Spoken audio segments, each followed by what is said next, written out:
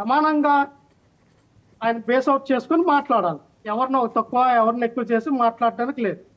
అయితే సనాతన ధర్మం అన్నారు. సనాతన ధర్మంలో ఫస్ట్ ఆఫ్ ఆల్ ఎవరు కూడా ఆ ధర్మాన్ని నేను దాన్ని పాటిస్తానన్న వాళ్ళు ఎవరు కూడా విడాకులు తీసుకోరు. ఆయన విడాకులు తీసుకున్నాం.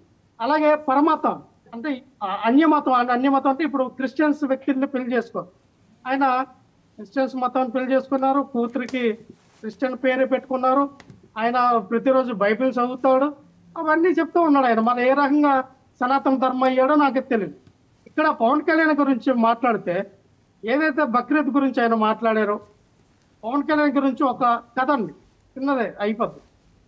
ఒక మహానగరం, ఒక పెద్ద రాజ్యానికి ఒక రాజు ఉన్నాడు. ఆ రాజు తన రాజ్యాన్ని కాపాడుకోవడం కోసం చాలా యుద్ధ శక్తులన్నీ వడ్డాడు. అయితే ఆ రాజ్యంలోకి ఒక పులి వచ్చిందండి. ఒక పులి వస్తే అక్కడ సైనికులందరూ కూడా ఏదైతే ఆ రాజ్యంలో ఉన్న ప్రజలందరూ కూడా ఆ పులిని మాత్రం పట్టుకోలేకపోయారు. పులిని పట్టుకోకపోతే ఆ రాజు ప్రకటన చేస్తాడు, ఎవరైతే ఈ పులిని పట్టుకుంటారో వాళ్ళకి నా కూతుర్నిచ్చి పెళ్లి చేస్తాను అంటాడు. అక్కడ ఒక చేనేత కార్మికుడు, అంటే ఒక చేనేత సామాజిక వర్గానికి చెందినటువంటి వ్యక్తి ఆ పులిని తనకున్నటువంటి శక్తి సామర్థ్యాలు తెలివితేటలతో వడగట్టి ఆ పులిని పట్టుకుంటాడు. పట్టుకొని మహారాజు దగ్గరికి తీసుకెళ్తాడు. ఇగో రాజా, నేను ఈ పులిని పట్టుకున్నాను అంటే అప్పుడు ఏం చేస్తాడంటే ఆ రాజు ఏం చేస్తాడంటే తన కూతుర్ని ఈ చేనేత కార్మిక సామాజిక వర్గానికి చెందిన వ్యక్తికి ఇచ్చి పెళ్లి చేస్తాడు. పెళ్లి చేస్తే సరే పెళ్లి అయిపోయింది, అంతా ధూమ్ ధామ్గా అయింది. పెద్ద పెద్ద బాహుబలి టైప్ లో పెద్ద గుర్రాలు అన్ని తీసుకొచ్చి పెద్ద రేంజ్ లో పెళ్లి చేశారు.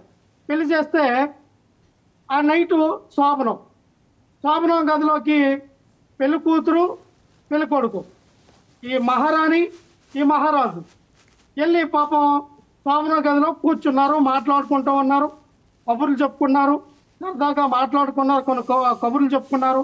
తర్వాత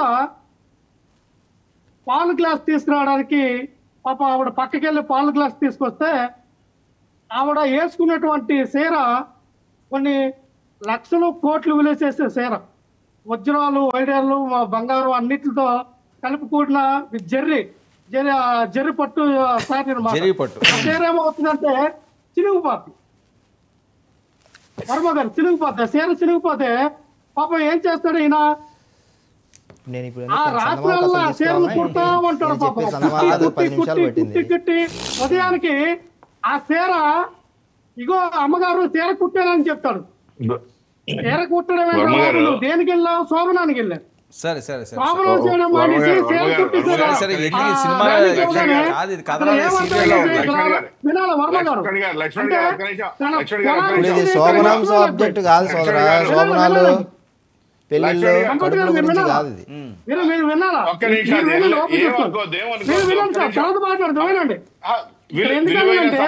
మనం వాడుకున్నాం. దయచేసి ఒక్క నిమిషం లక్ష్మణ్ గారు మీరు మాట్లాడితే రాగండి సార్, అయిపోయింది కనుకలో చెప్పండి. మేము తర్వాత మాట్లాడుతారు ఒక నిమిషం అండి. అక్కడ పాపం ఏంటంటే ఆయన తప్పు పట్టడానికి లేదు, తన కుల వృత్తిని అక్కడ చేశాడు. ఆయన కుల వృత్తిని చేసుకున్నాడు కానీ అయ్యో మహారాణి నా భార్యతో నేను శోభనం చేయాలనే విషయాన్ని మర్చిపోయాడు. అంటే దానికి అర్థం ఏంటంటే ఎవరు నృత్యం వాళ్ళు చేసుకుంటారు. పాపం మహారాజుని చేశారు, పరిపాలించాలి రాజ్యాన్ని. ఆయన ఏం చేశాడు, లాస్ట్కి భార్య యొక్క చీరని కుట్టి వదిలాడు. అలాంటిది పవన్ కళ్యాణ్ గారు. ఆయనకేదో పరిపాలిస్తాడు రాష్ట్రాన్ని, ఏదో ఆంధ్రప్రదేశ్ రాష్ట్రాన్ని డెవలప్మెంట్ చేస్తాడు. ఆంధ్రప్రదేశ్ రాష్ట్రంలో ఉన్నటువంటి యువతంతా పవన్ కళ్యాణ్ గారు అంతా ఆహో ఓహో అనుకున్నారు.